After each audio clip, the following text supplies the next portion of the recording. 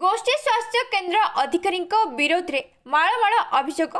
स्वास्थ्य विभाग चुप होनी कार्यानुष्ठान मिलुनी रोगी को उत्तम स्वास्थ्य सेवा रोगी हेउछि मृत्यु।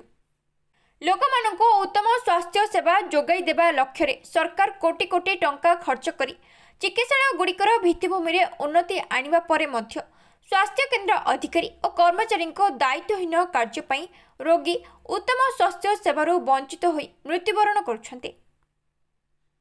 एहिपरि एक दृश्य देखिबाकू मिलिछि गंजाम सोरडा गोष्ठी स्वास्थ्य केन्द्र रे। एठाकार भारप्राप्त अधिकारी डॉक्टर संतोष पंडा विरोध में आसी सांघातिक अभियोग। निज कर्तव्य अवहेला सह रोगी को भूल चिकित्सा करी मारी देथिबा अभियोग आसी डॉक्टर संतोष पंडा विरोध में। सूचना मुताबक गत डिसेम्बर 19 तारिख में आशालता पंडा 5 वर्षर झील को काश और थंडा होथिबारु सोरडा मेडिकल कार्यरत डॉक्टर संतोष पंडा को देखाइथिले। से औषध और इंजेक्शन देथिले। परदिन अर्थात 20 तारिख में बरगढ़ गोष्ठी स्वास्थ्य केन्द्र को जाई झीर छात्र एक्सरे कराइबाकू आशालता को पठाइथिले डॉक्टर। एक्सरे करी आनिबा परे डॉक्टरंको परामर्श नैथिले। सेठारे डॉक्टर एक इंजेक्शन प्रेस्क्राइब करथिले। ओवरडोज इंजेक्शन देबाकू स्टाफ नर्स को कहिथिले। एहा परे स्टाफ नर्स जनक आशालता को न जणै तांको झील को इंजेक्शन देई देथिले। संगे संगे गुरुतर हो जाइथिले आशालता 5 वर्षर झील। हेले सेतेबेले डॉक्टरंको अनुपस्थिति रे पुणी 3टी इंजेक्शन स्टाफ नर्स आनी देबा परे झीर मृत्यु होइथिला। डॉक्टरंको भूल चिकित्सा और कर्तव्य रे अवहेला दर्शाई राज्य स्वास्थ्य निर्देशक को लिखित अभियोग देथिले।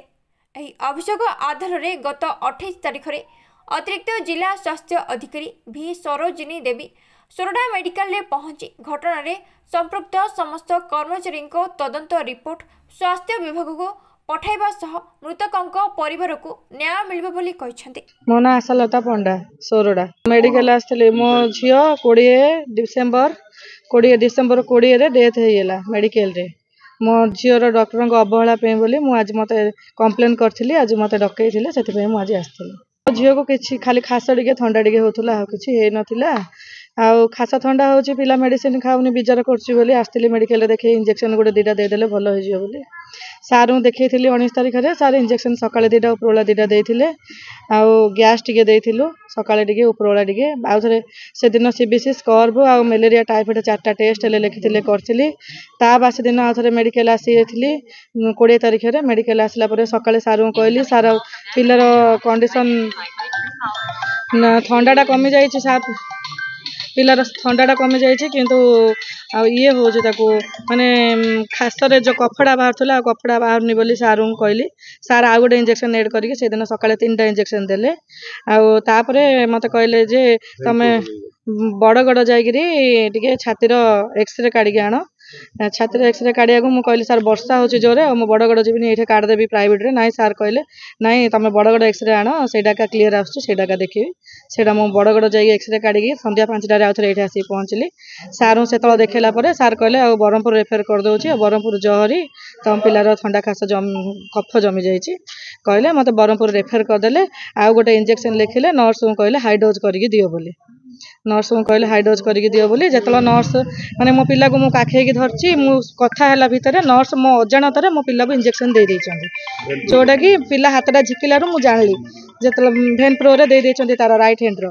तापर मु तला जानिली मु पचारली तमे इंजेक्शन का अनुमति देलो बोली। से मते पार्टी कले आ कहले तम पिला को खाइनी कि कोन करछ तमे मते कहया कथा ना। मु कहले मु जानले तो तुमको कहबी ना।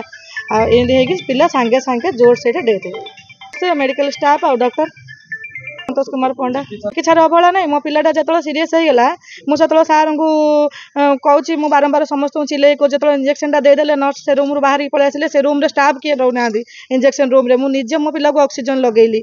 मु निजे ऑक्सीजन ऑन करी तो मुझे डॉक्टर को डाकतु कहूँ किए हेले डॉक्टर को डाकिदेलेनी। आंबुलांस रे मो पिला डेथ है डॉक्टर आसिक देखुं आड अवहेला नहीं तो कौन देखा जाऊ। मु तो भाभी जे मो पिला को देकर मु रही भगवान भरोसा जदि भगवान बोली कौन थी जदि सतरे थी जे आमको कौन न्याय मिल भारत में न्याय व्यवस्था ठीक थी कहले न्याय मिल।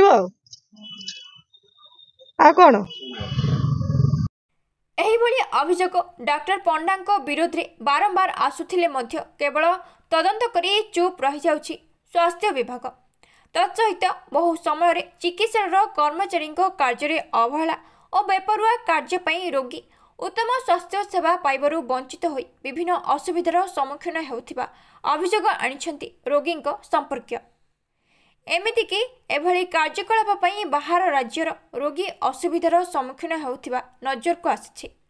तेबे बाकी रहिला ओडियार स्वास्थ्य विभाग डॉक्टर पंडा विरोध में केबे कड़ा कार्यानुष्ठान नेबा सह सोरडा अंचलर लोकमानंकु उत्तम स्वास्थ्य सेवा जोगाई देबारे सहयोग करुछन्ते।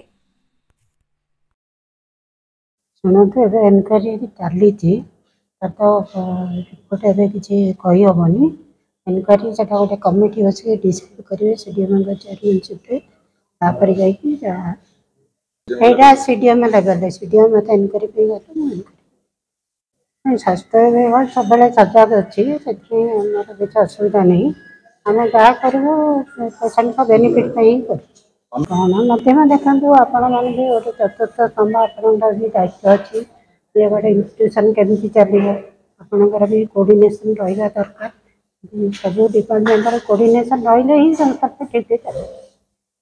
विजय कुमार तिवारी निगमानंदर सोरडा झीर इनक्वारी आसुँच जोटा कि मुझे 19 तारीख दिन देखा आसती रिपोर्ट देखली इंजेक्शन देले डॉक्टर ता बास दिन माने 4टा टेस्ट जमी कले जमी मोर मिसेस जमी कहले तार 20 तारीख दिन भी आसते इंजेक्शन देली इंजेक्शन देला सी मत माने बड़ बड़ पठेले एक्सरे काढ़ापी एक्सरे बाहर कर आसली आसी देखा से गोटे इंजेक्शन लिखिले जो इंजेक्शन की आमर रेशमा मैडम न पचारिक जोटा कि देइचंदी तांकर अवहेला जोटा कि इंजेक्शन देले सी देला किस समय पर सी झील आमर माने आखि ये करछि जो पेट को धरिक माने माने न खाई जो पचारि दे दीचंदी सेटा जोगु मो झील चली जाइए नाई नाई ठीक मिलूनी कहीं बोले डॉक्टर जिते बड़े माने इंजेक्शन कहीदे चली गले आउ